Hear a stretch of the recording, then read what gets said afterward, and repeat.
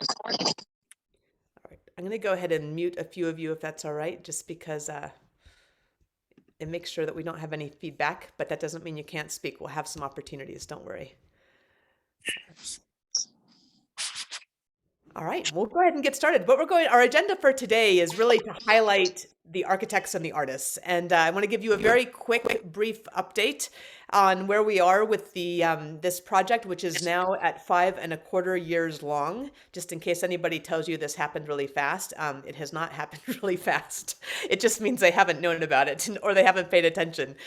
So we're at 5.25 years. We hope to be opening this up to you at about 5.5 years into the project.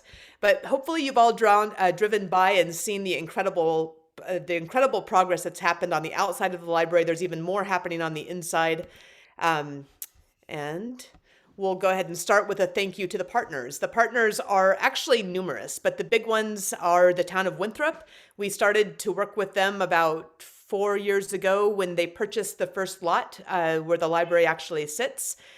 The state of Washington, who we then approached for funding. And one of the things as we talk about this, and I want just to help to frame this, that I'm proudest of, and I think our board is too, is we have a lot of need in this valley, and we're also very fortunate in this valley. And one of the things that has been at the heart of this project is to make it benefit more people than just us. And so one of the things that happened is we went to Mike Steele in Chelan at the time, who then put a library bill in to help to fund the part of this library, was that it was a library bill that benefited libraries across the state. So as we've done each segment of this work, it has been work that is scalable. And now that is now a competitive grant that is available for any library in the state of Washington to apply for.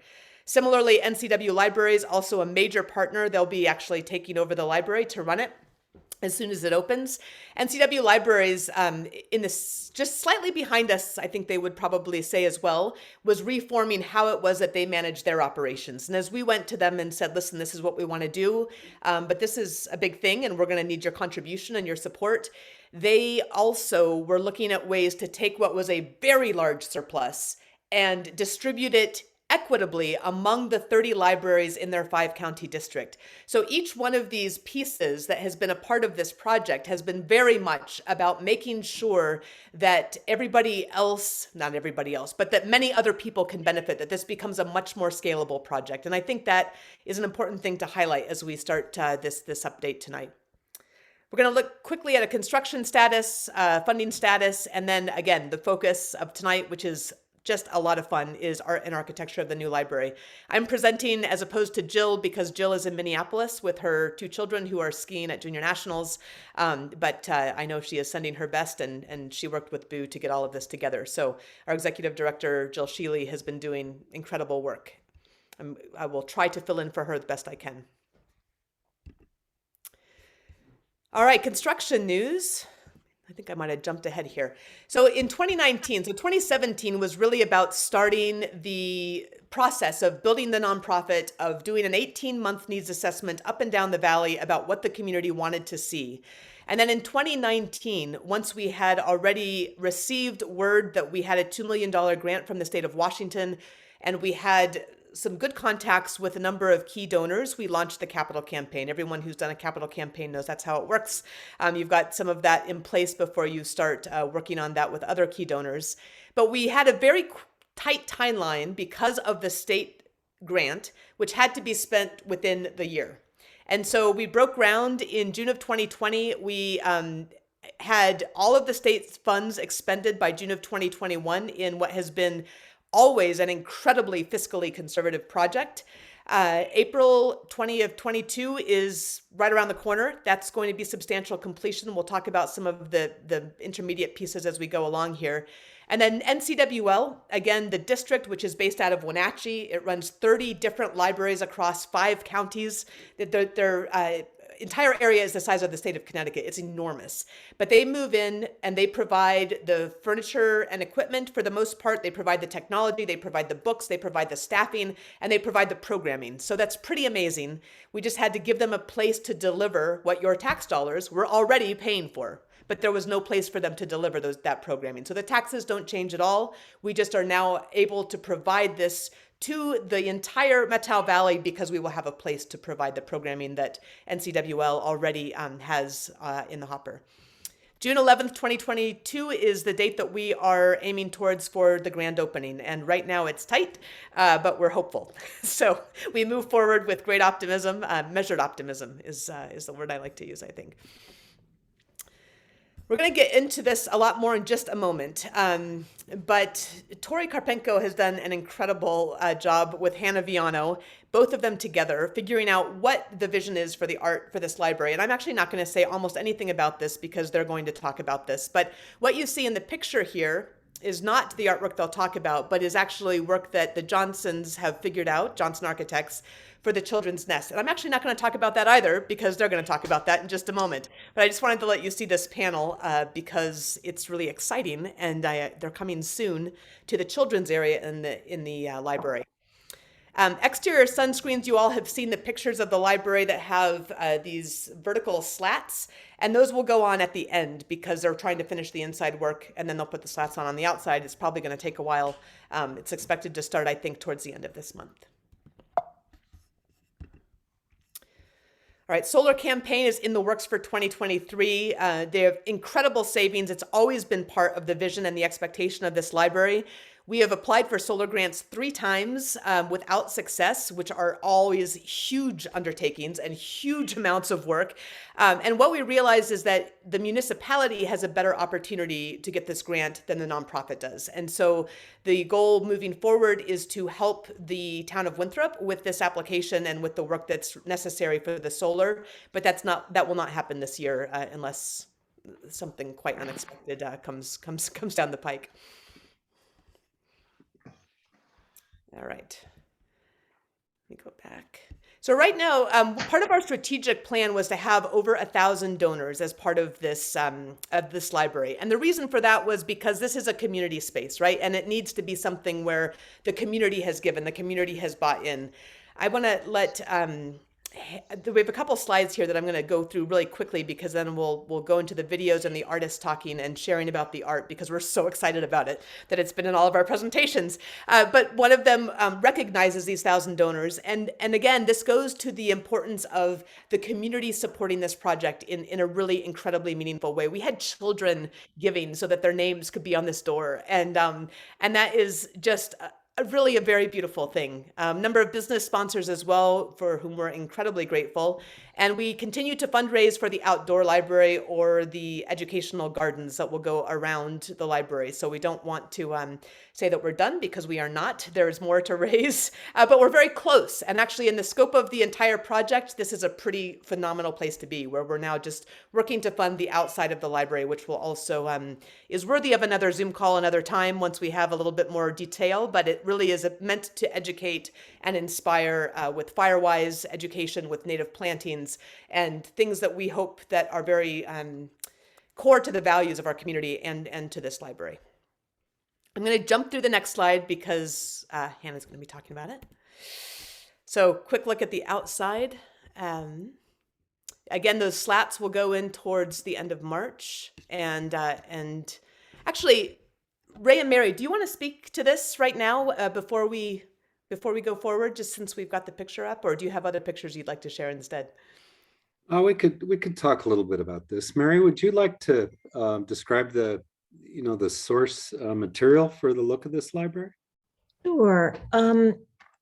Working, within the context of Winthrop and Westernization, which we, respect, we started looking around at what kind of themes we could use to create a library that would fit in with the community, but also be fresh and fairly modern, of course, more modern and inside as well to accommodate the needs of a modern library.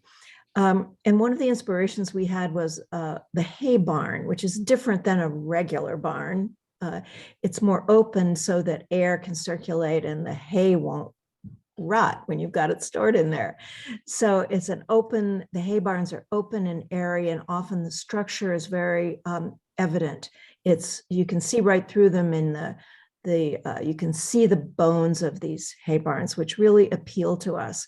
So we started, and they're large, simple volumes, and that's what a library needs: large, simple volumes without columns, long spans to accommodate everything that has to go in them. And so we started thinking that would be a great model for this library. And so this is sort of our take on the library as hay barn.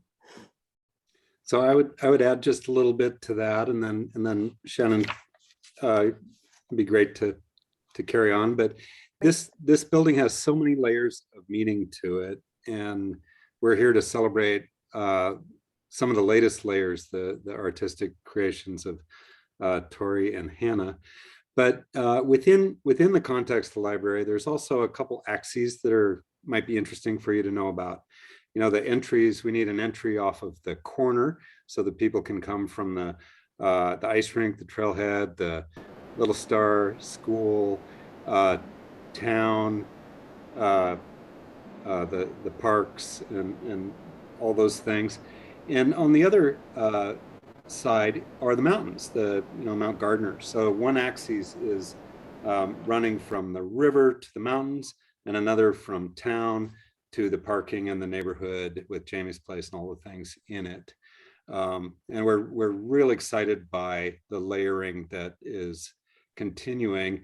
One last comment: the panel that Shannon showed is the first of many panels that will encase the children's restroom. So that is a decorative treatment that Mona Zellers in our office developed. It's CNC routed. It's built in conjunction with the Global Innovation Lab at University of Washington, cut out of their CNC tools there, and will really reflects the flora and fauna of the Methow Valley. So layers of art and layers of creativity going into this building. It's a great opportunity for all of us. Exactly. And I'll add one more thing, is that as architects, we've worked on a lot of public buildings, and our greatest joy and aspiration is to have art integrated from the very beginning into our projects, because then it becomes a really organic part of the building, and it enables the public to really connect emotionally with the building and to really embrace the space as a community. And we were so lucky, you'll hear more about this from the artists, to be able to work with them from almost the very beginning. And there's so many moments in a library that really are just so well suited to art. And one is the entry and the moment that you go in and try to figure out what the building's all about. And another, like Ray was talking about, the axes of the building, the focal point where your eyes go when you first get into the major space. So it was just a joy to be able to have this art not just plopped in after the fact, but to have artists really working with us from the beginning to integrate it into the architecture. Amazing. Thank you both. We are incredibly fortunate to have such an incredible team with incredible talent in this valley of Johnson Architects and PPW on the ground, and Hannah and Tori. So just to go on, I'll just click through a little bit more of some of the inside spaces, and I really do want to just jump into the artists here. But you can see, whoops, I'm sorry. You can see the children's restroom there that Ray was just talking about, that you saw that earlier panel showing that should be going in, I think, in a little while. I think they're still doing the construction. What we'll show you as well is this entryway. You're going to hear a lot more about that in just a moment. And then you can see the community rooms down here below. This is where we've been discussing a lot of that Wenatchee Valley College partnership will also be taking place. And I just want to do one more plug on this, which is, again, every part of the heart of this project is that it's bigger than just the Methow Valley. And so this partnership between NCWL and the town of Winthrop and Wenatchee Valley College is now starting to be really a model that other libraries and other communities can follow, which makes education then accessible in a lot of these more rural areas. So again, as we do each of these things, it's not just for the valley; it's for the broader Okanagan and beyond, actually.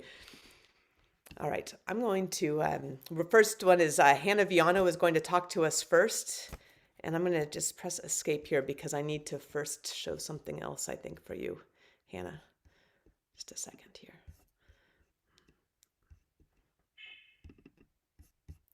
This was... Hi, my name is Hannah Viano. I'm an artist, educator, illustrator, and I work out of a studio in the lovely Metcalfe Valley.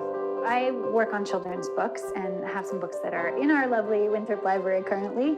We spend so much time as a family in libraries and bookstores. And so to get to be a part of designing and making art for this library in our own hometown just feels really incredible. Tori Carrillo and I are working together to design and create integrated art pieces that basically get built into the library and live permanently. We're trying to be thinking about all these different facets of our community and the landscape, and how can we just draw in all these different layers and make this place just a richer environment for everyone who visits. One piece that we're doing is this amazing set of barn doors. These will be the doors that welcome you, and they are 2 6-foot by 9-foot each giant barn-style doors on a sliding track. So the front face of the doors is made of maple, and engraved in that maple is a circular image that sort of represents some valley scenes. And then around that image are engraved over 1,000 donor names. When you walk up to it, I think it will look very much like the pages of a book. It's just such a cool way to see the breadth of community support for this project. And one thing that's really cool is you'll also see this design on book number 1. Imagine, a shelf with a piece of black locust that is just a gorgeous piece of wood. So that is the sort of base of this shelf, and on top of it is built essentially a glass display cabinet. And so inside that glass case will live what I call an accordion book. It's about roughly 11 feet long. We wanted to do kind of a field journal sort of a look where a lot of different media were involved, a lot of different kinds of images and ways of bringing in these different elements for around our valley. So I used paper cut techniques, I used printing techniques, I used watercolors and pressing inked leaves and all kinds of different things to make these different layers. And then there are also words, a bit of a prose poem, let's call it. Really, the whole thing is kind of my own ode to the valley and to my experiences here and the people and the places and the environments and landscape that I've really come to love. So another fun piece or set of pieces I'm creating are a series of panels, different sizes, but some are square, some are more rectangular, and they are recognizing amazing donors and folks who've been involved in the project in different ways. They are going to include, text about the person that's being recognized, of course, but also different sorts of artwork. The location of these panels will be inside, outside, on some of the built-in benches and different entryway spaces of the library. My hope with these art pieces is that as a visitor walks through the library, they find some art piece that feels familiar, feels like home, has some connection to them and the experience they've had in the valley, whether that's they're coming for one day or they've been here for years. There's something that connects to their own experience and love of this place.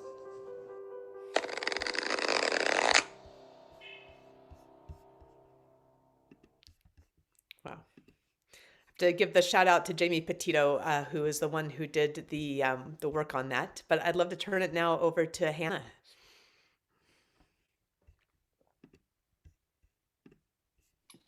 Hi. I thought that lovely video said plenty. Thank you, Jamie.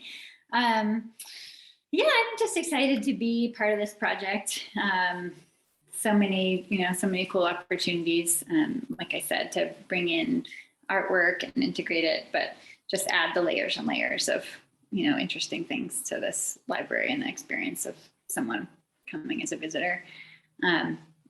I think there's a little question and answer maybe at the end versus now. Is that correct? Sure. Although if anyone has anything that they'd like to ask, I think we can make it work that way too. Does anyone have any questions for Hannah after that beautiful video and having her here at your beck and call?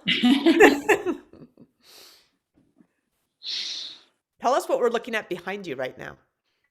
Yeah, so the accordion that I showed in the video, these are all proofs. We're not to the final piece that'll actually live in the library. But so that one was just an earlier rendition, and this is another step along the way in full color. I'm actually working with some of you might know. I bet most of you know Robin Doggett of True North Letterpress here in Twisp. She is helping me figure out, how to put all the different art pieces I made together. And then she'll actually be like hand binding the book itself when we get to that point. So she's an amazing collaborator for putting this all together. Fantastic. And could you speak to some of the themes in some of what you did this in the video a little bit, but maybe some of the themes? I know that the natural world has been very much a big part of how the art is integrated into the library and how we experience the Metau. But the flora and fauna and sort of environments and landscape are definitely the thing I wanted to take center stage. I was kind of looking through, especially for the book. Just all these different, there's just so many amazing parts of the valley, culturally and environmentally. And I was sort of searching for what are those things that are shared, like shared experiences, iconic sort of views or certain things that I felt would have a broader, a better chance of connecting with more folks, or kind of catching more of those folks as a familiar thing. And so not only did I try to work in different, tree species, and birds, and different places in the valley, but also, connections to our Forest Service history, or, the kind of pioneer element, and just these different things. I had some great time just looking at the valley with sort of fresh eyes, and going to the Schaefer Museum again, and kind of touring around with their director, and just looking at things that maybe I've seen many times before, but really trying to think about what are some interesting pieces I can pull out that I feel, like there's a little red, metal lantern that made it into one of the images, and it's just a thing that I saw. There's a lineup of many different ones at the museum, and it just felt to me like, oh, this is one of those things that I have all these interesting, nice associations and connections to. And this is something people have today that they had 100 years ago and all the way through. And, things like that, where we could maybe pull some different groups and different experiences together. And fantastic. I have a couple questions that have come to me as DMs here, which is, you can't see them. I think they just came to me, but will book one be hand watercolored? And do you have a favorite element in book one, and why? It will have some hand watercolor. There are so many different, like I said in the video, there's so many different media and things going on in there. And in order for us to work them together in a way that was reasonable, some get digitally reproduced, some will be hand colored in with watercolor, some will be letterpressed by hand, and all kind of bound together to make it work. My favorite, that's so tough. That's a really good question.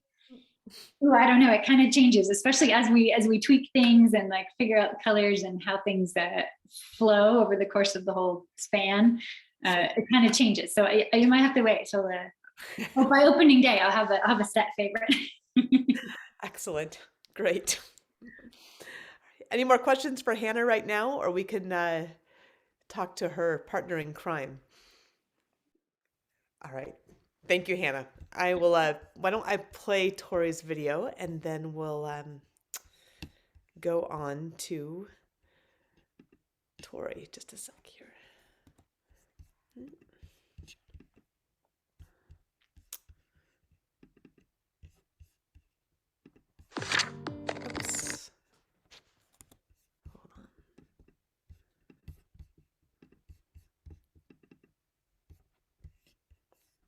Hold on.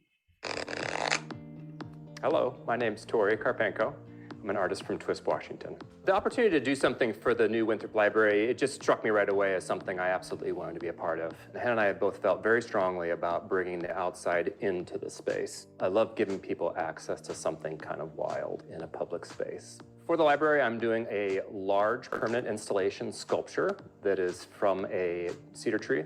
It took a while to find the tree. It's not like you can go shopping and say, I want that one, the large one. It had to have that magical shape of being very interesting naturally, and then also being affected by wildfire. This particular tree that I selected was facing away from the road, so it was kind of a matter of rubbernecking and being like, huh. It was like this kind of light shining down on this tree because it had burned so perfectly in the middle. It created this void. I had this really nascent idea of a tree that you could stand in that was big enough that it could shelter someone.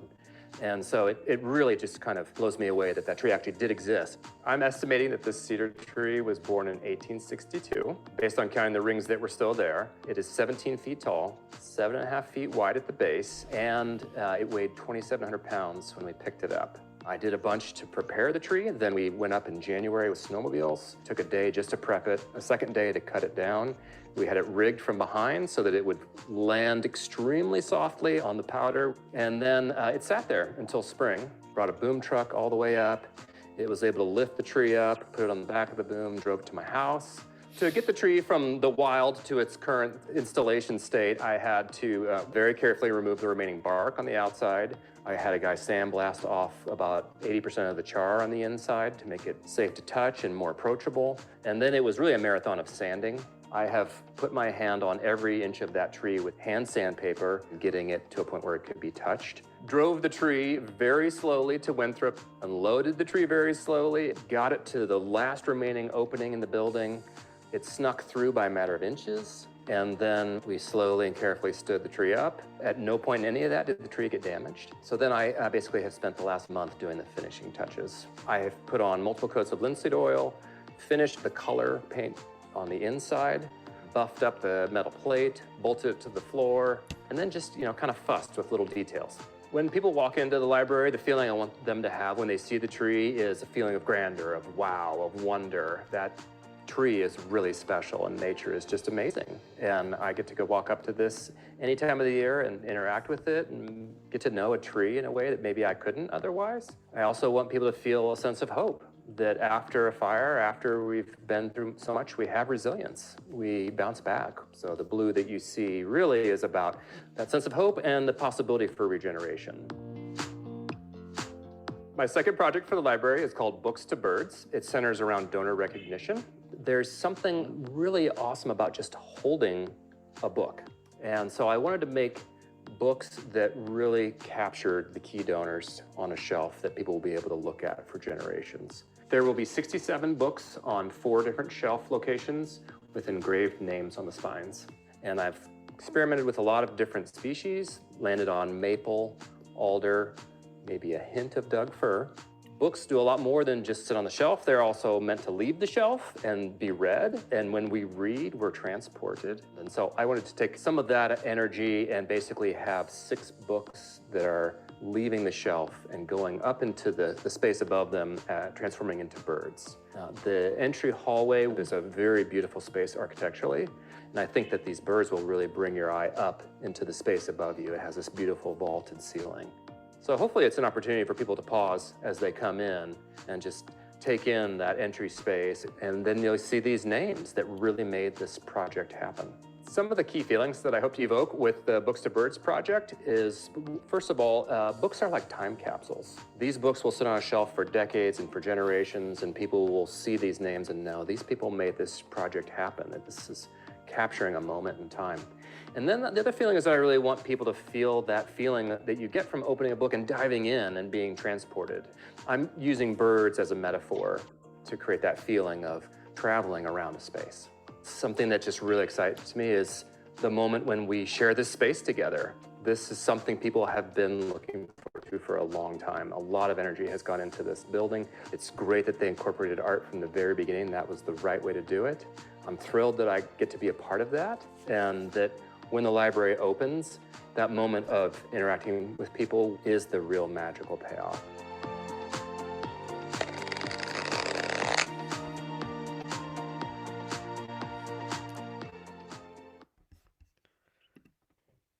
Amazing.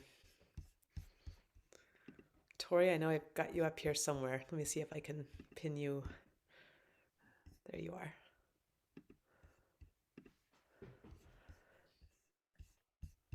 Okay. Well, thank you for that incredible sharing in that video. I think we have possibly, yes, we do have a question already.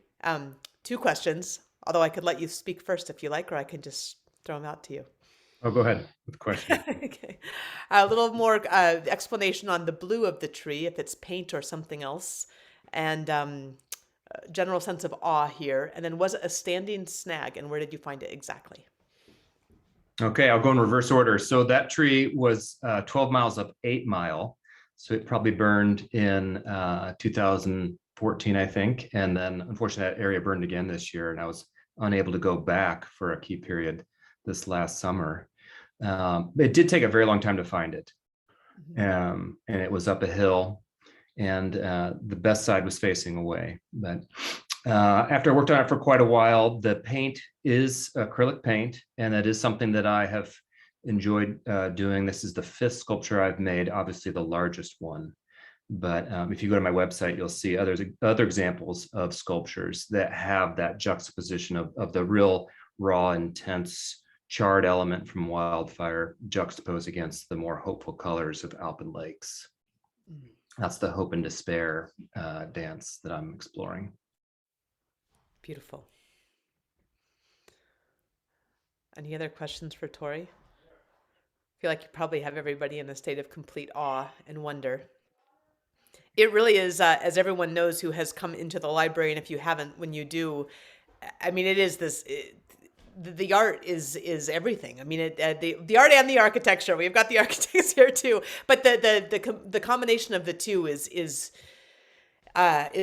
really stunning. And Tori, I love how you described in the video too how those birds elevate that entry space, and then you walk in, and this tree it just defines it. I mean, I think that's going to be, for anyone who just stops by the library once, they're going to be like, you know, that library, that one with the tree in it, that one with the tree. It really adds incredible character and history and story, and in an incredibly beautiful way. So, would you talk about your work more broadly? Sure. One of the things I heard Ray say that I really riffed on was the axis in the building, and I think when you're out in the wilderness, out in the mountains, it's about sight lines. You know, you see things from a distance, and it's just such a cool opportunity to be able to make something on a much larger scale and have the ability to walk around the corner, see it from the first time from a distance, like you would out in the woods, and be intrigued by it. Like, well, I want to get closer to that tree. That's a really interesting tree. And then have the chance to walk up to it and actually put your hand on it, spend time with it, look up. I like to check books out from the library and go take them outside and sit at the base of a tree and lean against the tree and read the book. So I'm kind of doing the opposite here, where I'm bringing the tree into the building so that you can just grab a book off the shelf, and maybe, I don't know if I'm gonna let you lean against it, but you can at least sit close to it, or maybe carefully sit inside of it on special occasions. But yeah, those are some of the things that I was thinking about. I've made so many things that are on a smaller scale, and maybe you get 10, 15 away from it, you know, painting on the wall, that kind of thing. But a lot of time you're looking at it from much closer. And so the scale of this building and the way that it's laid out is just such a cool opportunity to play with that space. The birds, more of a vertical installation in a vaulted ceiling, and just being a part of a composition that is already beautiful, but they're going to be these small little extra elements that just take your eye around that space and create movement. Right. Craig says that Ray talked about the axis that you're mentioning now of the library and the tree. It captures the western view brilliantly. Obviously, you've got Gardner right out that view, right? And in that same space where there's going to be a fireplace and a sitting area on one side and kind of a quiet area on the other side. He's wondering if you have comments from either on the inside or outside nature of the tree sculptural element. I guess you could take that. Craig, do you mean like looking in from the outside of the library or looking inside out? I guess you could take that in any way you like. Or inside and outside of the tree. It has all those elements floating, and Tori spoke to it, but I thought the axis where there's so much about you're looking out through a window, but suddenly your eye can come back indoors and still have the forest embodied. I just thought it was brilliant. And Ray talked about how important it was to have art all the time in the facility. So I was just curious really to hear Ray's reaction to the tree. Oh, yeah. Oh, okay. Well, originally there was a fireplace there, but the idea of Tori's idea of this tree being there, I think really grew on the whole design team as something a lot deeper than a fireplace at the center. And it's astonishing. I think this building, we've been working on libraries for 40 years, and they always reflect their community and are important places for their community. But this one, largely because of all the input from the community, and then the work that Tori and Hannah have done here, really makes it a much richer reflection of the community and the place, and I think it is really what libraries should be. It's a snapshot in time, but it transcends that too. I mean, these artworks really connected to the past and the future in a way that is really unique, and we're just very proud to be part of it and to be part of this production that includes the art of these two great artists. Another axis that is happening there occurs to me because so much of modern shelving in libraries is movable, and yet this installation is not. And so instead of nature getting out of the way so that we can have a library, the library is able to get out of the way and revolve around the tree in some ways. It's a really nice shift, and I just want to congratulate all the elements that came together with this piece. I just can't wait to see it with people around it, as well as the library contents. Thank you both. Yeah, is there anything that Hannah, Tori, and Ray and Mary, how does it work for the architects and the artists to work together on something like this? I imagine there's pieces that are very independent, and there's pieces that have to be more integrated. And I don't know, Mary might have something to say about that, but I'll kick it off. I think that it's a fine line between architecture and art, and by its nature, architecture has all these very practical elements to it, but we try to cross the line. We try to join the artists where we can. The children's restroom is a good example. I mean, it's a practical thing. We needed a box in the middle of this beautiful volume, and so it's decorated with something expressive of the natural environment. And coming from the other end of the spectrum, Tori and Hannah expressed aspects of the natural environment from the art side that also infuse the space. And that, I got to say, that just doesn't happen so in such a wonderful way very often. Frequently, a lot of libraries, they have their budget for art, and they get on the web and they find, the bronze turtle or whatever it might be, and they just plop it down and they say, okay, we've satisfied the need for art in our building. But in this case, it is so integral. It's so these two really understood everything about the place and the building and the function of a library, and added to the expression that we're always trying to achieve. So it's just a delight. Well, the art too is really part of the architecture. I mean, Ray talked about practical aspects of architecture. Well, you need doors, for instance, and doors are very significant. You could touch them, you use them to get into a space. They're your introduction to what's going to happen. So we always pay a lot of attention to entrances and doors. And in this case, Hannah was able to take this practical part of the building that we needed anyway and make it into something even more significant. So that's ideal. I mean, Ray talked about what we do in the trade, call it plop art. If you just have to, a city or a library has to go out and buy something and just like make it fit into your building. But this is the opposite of that. I want to say one thing about Tori's piece too, in terms of architecture.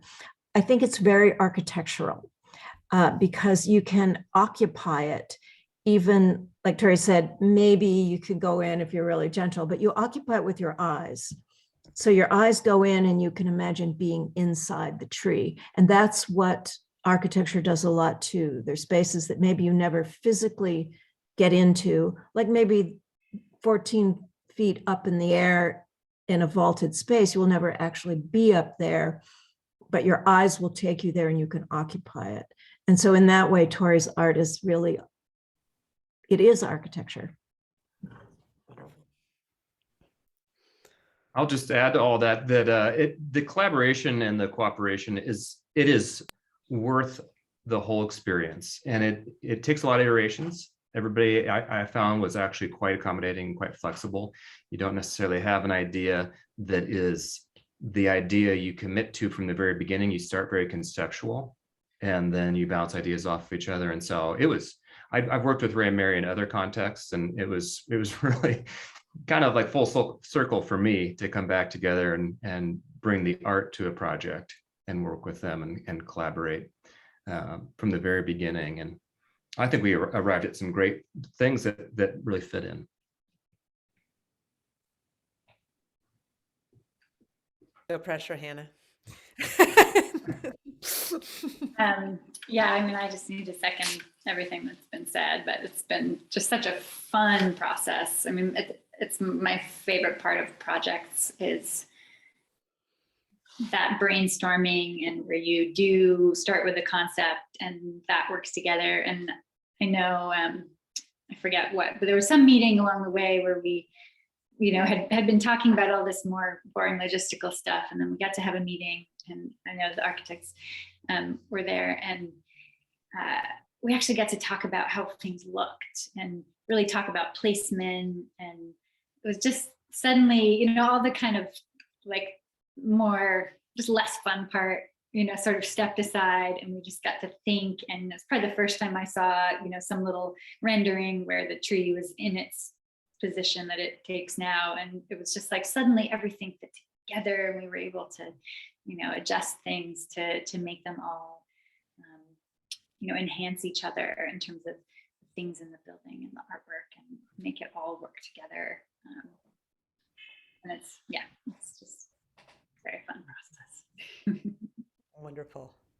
Well, we like to come towards the end of these Zooms by asking everybody, and I am known to call on people, and none of the four of you who just spoke are off the hook on this one, what you're most looking forward to in the new library. People. People, yes, yes. I'll echo that. One of my favorite moments, and there are many, where it's the grand opening. I wouldn't miss it for anything, where you go in and you can really see people interacting with the building and the program and each other, and it's the birth generally, of a new community space and some new expression of the community that maybe didn't have a place to be expressed before. So June 11th, right? Absolutely.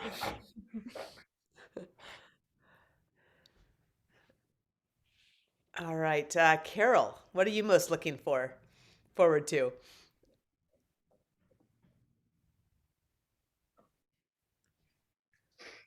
Oh, not coming off mute. You don't have to show your face if you don't want to. Mayor Ranza, what are you most looking forward to? I knew you were gonna. You should have been first, actually. Sorry about that. No. I am just so moved and thrilled by this entire process. I mean, it is just a huge gift for the town of Winthrop. And the architects and the artists that are involved, everybody, follow all the donors. I'm just overwhelmed. So thank you. And I look forward to seeing y'all at the opening, over 4. Absolutely. Yeah, you must have it on your calendars. Yeah, it's That's right. on my calendar. I know you're going to be there, but that's for sure. That's right. Anyway, thank you. And from what I've seen, I haven't seen any of Hannah's artwork yet, but the tree is amazing, Tori. So, Just incredible. yeah. Anyway, thank you. Carrie or Carol, whichever one comes off mute first. There's Carrie.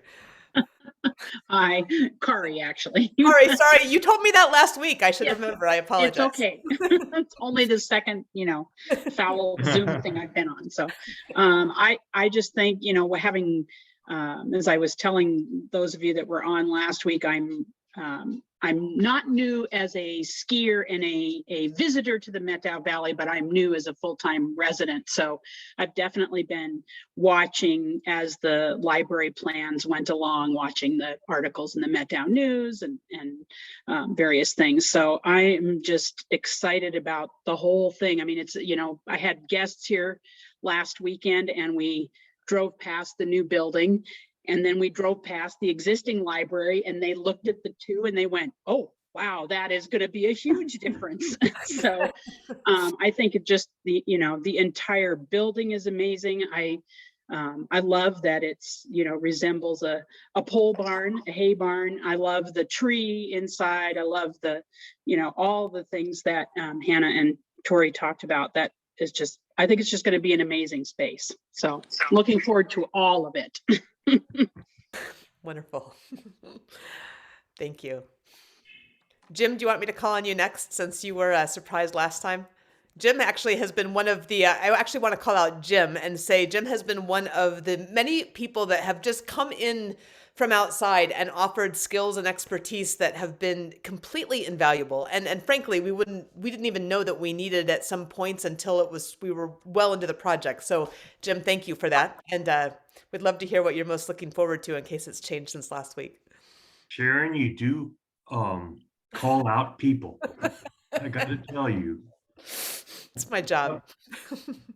Well, this was so interesting. I just can't wait for the grand opening. It's that tree in there and the artwork at the front entry. Unbelievable. Can't wait. Can't wait for the grand opening. Thank you. Thank you. And thank you for all your support. How about Marie? Right. Or Carol? Carol? Yep, I'm unmuted now. Oh, good. I'm looking forward to seeing all the kids in there. And Yes. they're always smished in the back on the floor, looking at stuff on the floor in the old library. So that should be neat. Oh, will be amazing. I love Char's comment. I look forward to hearing the kids' reactions. It will be amazing to watch the kids go into that very special space. And especially to the tree. I want to see them look at the tree. For sure. Marie, what about you? Sorry, didn't get off mute in time, but I'm just really excited about it. I'm a part-timer out there, so actually live in the Twin Lakes subdivision, so I've been driving by it quite a bit on the way to the house, and it's been really exciting to see all the progress. So haven't spent a lot of time in the old library. Definitely want to check that out to compare it before we open the new one. But yeah, I've been really excited to see the progress and looking forward. I think it'll be a great addition to the community and something that everybody will appreciate. Fantastic. Thank you so much. I just want to recognize Lisa Wallace, who has just signed on. She's been absolutely integral to making all of this happen, making all the events happen, making actually more happen than I even have any idea of. Lisa, thank you so much. What are you looking forward to most about the new library? Oh my goodness. I don't know why, but I have butterflies right now, just thinking about the first time everybody goes in. But gosh, Shannon, I remember when Impel was being considered to even build this building, and we were so thrilled and excited when we got the announcement that we got the project. And boy, doesn't that seem like a long time ago, Shannon, sitting in my office down there at Twist Works? And gosh, I can hardly believe that we are almost there. The other part I'm really excited about, I'm gonna pump up the Wallace men, but I just am so in awe of Donnie and Peter Wallace, Ken Kensley, and their whole crew. Every time I walk into that building, I am so stunned at their talent. I just can hardly believe that I'm married to one of the amazing Wallace men. So I'm sorry, I'm bragging right now, but yeah, I am excited about this treasure that is going to be in the Methow Valley for so many years to come. And so glad that me and my family are a part of it. Thank you, Lisa. And I'm glad that you brought that up, because I will say every time we walk in there to bring a donor through or have a meeting, we're in awe of both the design on the architect side and the execution on Impulse side, and just absolutely phenomenal work, like just incredible work. So yeah. Well, definitely team effort from so many different people. So very excited. Wonderful. Well, thank you all so much for being a part of this. Thank you for your support in all your different ways, and how you are part of the community and giving your input, and how you share in the community, how you are part of this center that is going to be a place where we all gather, connect, and discover. And we thank you to the board members that are on, and the board members that have been supporting this as well. For FOWL, it's been a very heavy lift for the board members.